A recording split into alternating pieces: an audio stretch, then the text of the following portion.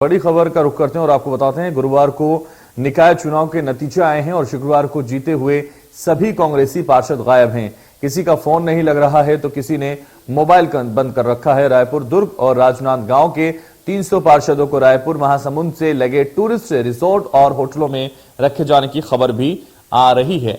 ऐसा इस वजह से है कहीं सियासी जोड़ तोड़ का हथकंडा काम न कर जाए और हाथ आई जीत कांग्रेस से फिसल न जाए। पार्षद ही मेयर चुनेंगे, इसलिए पार्टियां ज्यादा से ज्यादा इन्हें अपने पाले में रखने की कोशिश में जुटी हुई हैं। पार्षद कांग्रेस के प्रति वफादार रहें, इसलिए सभी को पार्टी के वरिष्ठ नेताओं की निगरानी में अलग अलग जगहों पर भेजा गया है। कुछ को भेजा जा रहा है। भिलाई से एक बस की तस्वीर सामने आई है जिसमें पार्षदों को लेकर रायपुर के होटल में भेजा गया है। तो जोड़ तोड़ का जो खेल है वो भी शुरू हो चुका है। निकाय चुनाव के रिजल्ट आने के बाद ये जोड़ तोड़ का खेल शुरू हुआ है। आपको बता दें, जिस तरह से लगातार ये जोड़ तोड़ का खेल चल रहा है उसको लेकर अलग अलग तरह की प्रतिक्रियाएं भी आ रही हैं।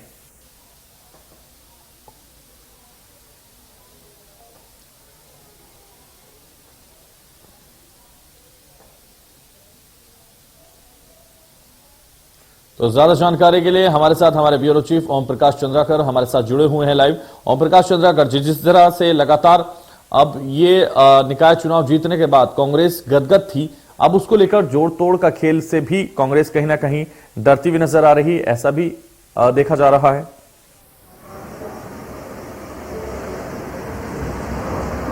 जी बिल्कुल, जिस तरह से ये चुनाव हुए हैं, नगरीय निकाय के चुनाव हैं 15 नगरीय निकाय क्षेत्र में, तो जाहिर तौर पे कह सकते हैं कि जो निर्दलीय जो जीत कर आए थे जो उम्मीदवार, वो सबसे महत्वपूर्ण दांव मील का पत्थर साबित हो सकता है किसी भी शहर की सत्ता के लिए, जो महापौर चुनने के लिए।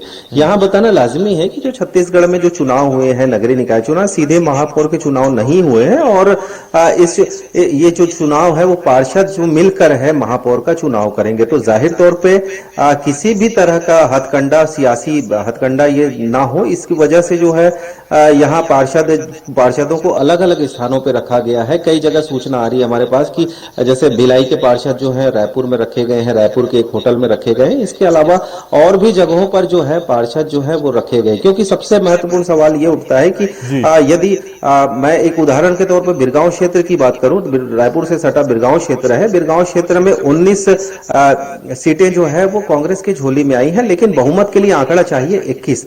तो जाहिर तौर पे निर्दलीय पार्षद का सारा दारोमदार है कि वो किस तरह के शहर की सत्ता पर किसी को महापौर को काबिज करते हैं।